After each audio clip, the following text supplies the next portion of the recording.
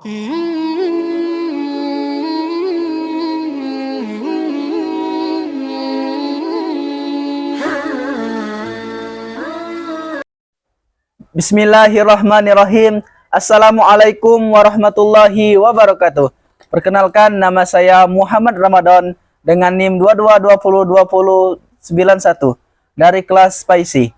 Di sini saya akan mereview beberapa surah dalam Al-Quran, mata kuliah Quran hadis, materi SD, SMP, dan SMA. Dengan dosen pengampu mata kuliah ini ialah Ibu Husna Lutfia MPD. Langsung saja kita masuk dalam kelompok pertama, yaitu surah Al-Fatihah, Al-Falaq, Al-Kafirun, dan Al-Ma'un. Yang pertama surah Al-Fatihah. Surah Al-Fatihah terdiri dari 7 ayat yang berarti pembuka. Nah, surah ini merupakan surah pertama di dalam Al-Quran. Surah Al-Fatihah tak hanya menjadi surah pembuka, melainkan juga menjadi rukun dalam sholat. Nah, menjadi rukun dalam sholat. Tak sah salat seseorang jika dia tidak membaca surah Al-Fatihah. Selanjutnya, surah Al-Falaq. Surah Al-Falaq terdiri dari 5 ayat yang berarti waktu subuh. Banyak ulama tafsir yang mengatakan bahwa surah ini masuk dalam kategori surah Makkiyah. Selanjutnya, surah Al-Kafirun. Surah Al-Kafirun terdiri dari 6 ayat yang berarti orang kafir.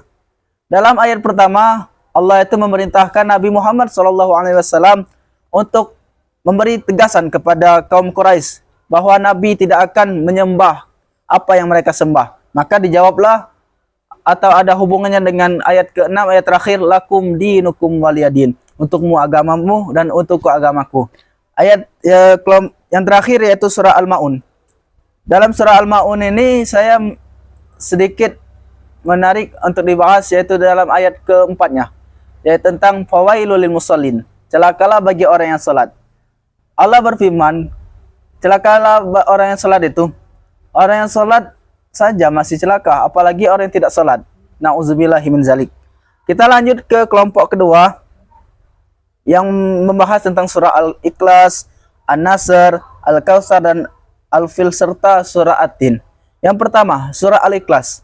Surah Al-Ikhlas, surah yang populer, bahkan untuk kita kalangan umat Muslim selalu membaca ketika sholat sunnah. Surat ini menjadi surat favorit kita.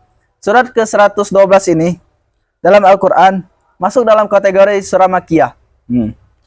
Dalam surah ini mengandung tentang keesaan Allah, serta tidak ada kekuatan lain yang sebanding dengan kekuatan Allah Subhanahu wa Ta'ala. Selanjutnya surah An-Nasr. Surah An-Nasr ini turun tak kala terjadinya Fathu Mekah pada bulan suci Ramadan. Apa itu Fathu Mekah? Fathu Mekah ialah penaklukan kota Mekah. Selanjutnya kita akan membahas kelompok 3, di mana kelompok ini membahas tentang surah Al-Mujadalah ayat 11, surah Ar-Rahman ayat 33, dan surah An-Nisa ayat 8 serta ayat 146. Langsung kita masuk ke surah pertama, yaitu surah Mujadalah ayat 11. Al-Mujadalah yang artinya wanita penggugat. Nah, di dalam ayat 11 yang mereka bahas ini, Allah itu akan mengangkat derajat orang yang memiliki ilmu.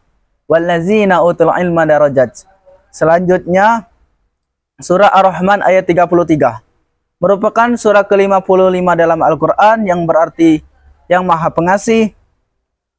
Nama lain dari surah Ar-Rahman ialah Ursul Quran, yang berarti pengantin Quran.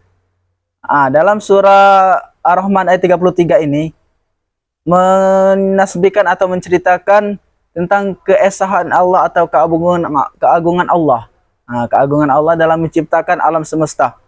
Ciri khas dalam surah Ar-Rahman ini dalam pengulangan ayatnya, yaitu fabi ayyi ala'i rabbikuma tukadziban, maka nikmat mana lagi yang engkau dustakan. Selanjutnya surah An-Nisa ayat 8 dan 146. Dalam surah An-Nisa artinya wanita. Surah ini bisa kita ambil pelajaran, yaitu Islam itu mengajarkan kasih sayang. Selanjutnya kelompok 4 yang mana mereka membahas surah Al-Baqarah ayat 153, Quran surah Ali Imran ayat 134 dan surah Al-Anfal ayat 27. Surah Al-Baqarah ayat 153. Berbicara surah Al-Baqarah, ini merupakan surah terpanjang di dalam Al-Quran. Jika kita melihat isi kandungan ayat 153 yang berbunyi, Ya ayyuhallazina amanu ista'inu bis-sabri was-salah, innallaha ma'as sabirin. Itu Allah memerintahkan kita untuk jika kita meminta pertolongan kepadanya, maka kita itu pertama salat, sudah itu sabar. Selanjutnya surah Ali Imran ayat 134. Merupakan surah Madaniyah karena salah satu surah terpanjang juga di dalam Al-Quran. Isi kandungan surah Ali Imran ayat 134 ini antara lain untuk kita gemar berimpak, baik lapang ataupun sempit. Nah, selanjutnya kita membahas surah Al-Anfal ayat 27. Ayat ini memerintahkan kaum mukminin untuk amanah terhadap apa yang diamanahkan kepadanya, baik itu jabatan ataupun. Selanjutnya kelompok 5, mereka membahas Al-Furqan ayat 63, Al-Isra ayat 27 dan Al-Maidah ayat 90. Kita masuk dalam ayat pertama yaitu Al-Furqan ayat 63. Al-Furqan artinya pembeda, terdiri dari 77 ayat. Nah, di dalam kandungan ayat ke-63 ini Allah itu menekankan kepada kita untuk pentingnya bersikap rendah hati terhadap orang lain. Nah, baik perkataan ataupun perbuatan kita. Selanjutnya Quran surah Al-Isra ayat 27 yang berbunyi Innal mubazzirina kanu ikhwana minasyaiton. Janganlah boros, maka sesungguhnya orang yang boros itu kawannya syaitan, kawannya syaitan. Syaitan itu siapa? Syaitan. Selanjutnya surah An-Nahl ayat 144. Surah Al-Nahl merupakan surah ke-16 dalam Al-Quran, memiliki 128 ayat. Isi kandungan ayat tersebut ialah kita umat Islam diperintahkan untuk mencari rezeki yang halal, terus kita makan yang halal, karena itu salah satu syarat diterimanya doa kita, yaitu ya rezeki kita halal, makanan kita juga halal. Salah satu diterimanya ini salat doa kita. Selanjutnya surah Al-Maidah ayat 90. Allah memerintahkan kita untuk menjauhi khamar. Nah, karena khamar itu puncak dari kemaksiatan. Awal dari kemaksiatan itulah khamar. Ketika dia sudah mabuk, maka tergesit hatinya untuk melakukan maksiat lain, seperti ingin merampok karena kecanduan. Setelah kerampok takut ketahuan dia membunuh, setelah itu memperkosa, karena ya itulah khamar itu merupakan puncak dari kemaksiatan. Selanjutnya kelompok 6. Dalam kelompok 6 ini mereka membahas beberapa surah, antara lain surah Az-Zumar ayat 53, surah An-Najm dari 39 sampai 42, surah Ali Imran ayat 159 dan surah Al-Hujurat ayat 13. Langsung saja kita masuk ke surah pertama yaitu surah Az-Zumar ayat 53. Surah ini merupakan urutan ke-39 dalam Al-Quran yang berarti para rombongan. Asbabul nuzul ayat ini turun karena penduduk Mekah itu sangat keterlaluan dalam maksiat. Jadi ayat ini turun sebelum terjadinya Fathu Mekah, penaklukan kota Mekah tadi. Selanjutnya surah An-Najm ayat 39 sampai 42. An-Najm artinya bintang, terdiri atas 62 ayat. Surah An-Najm merupakan surah ke-53 dalam Al-Quran. Selanjutnya surah Ali Imran ayat 159. Ayat ini turun setelah perang Uhud yang melibatkan kaum muslimin dan kaum musyrikin di kota Madinah. Setelah itu yang terakhir surah Al-Hujurat ayat 13. Surah ini memiliki arti Al-Hujurat artinya kamar-kamar. Maksud kamar-kamar itu yaitu kamar-kamarnya Rasulullah SAW yang ada di Madinah. Karena rumah Nabi SAW itu dekat dengan masjid. Nah, itu disebut kamar-kamar kan. Ayat ini menceritakan atau memberikan kita pelajaran untuk kita itu pertama saling mengenal, kedua saling menghargai. Karena ketiga jangan membeda-bedakan antar manusia ataupun sesama yang lainnya, jangan membeda-bedakan.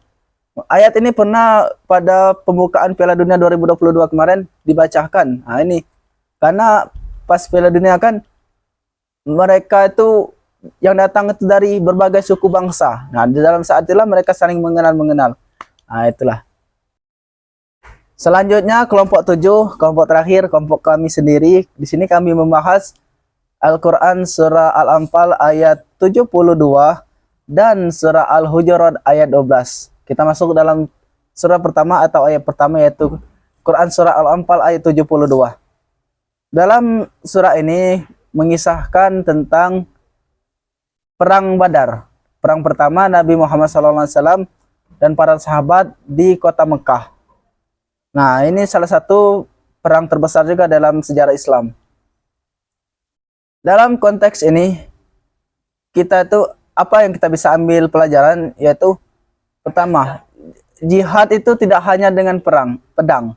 Nah, jihad tidak hanya dengan pedang, melainkan banyak jihad dengan melawan hawa nafsu kita, serta kalau orang kaya jihad dengan hartanya untuk dakwah. Selanjutnya Al-Hujurat ayat 12. Al-Hujurat tadi artinya kamar-kamar. Dalam ayat ini menceritakan atau bisa kita ambil pelajaran, kita tuh jangan berprasangka buruk terhadap orang lain. Kalau bahasa sekarang atau bahasa yang dulu husnuzon. Nah, itu jangan kita orang lain. Baik kalau kita sebagai sivitas akademika, kita jangan bersangka buruk dengan dosen kita, begitu. Itulah saja penjelasan dari saya. Jika ada salah kata, saya mohon maaf. Kepada Allah saya mohon ampun. Allahul muwaffiq ila aqwamit thoriq. Wassalamualaikum warahmatullahi wabarakatuh.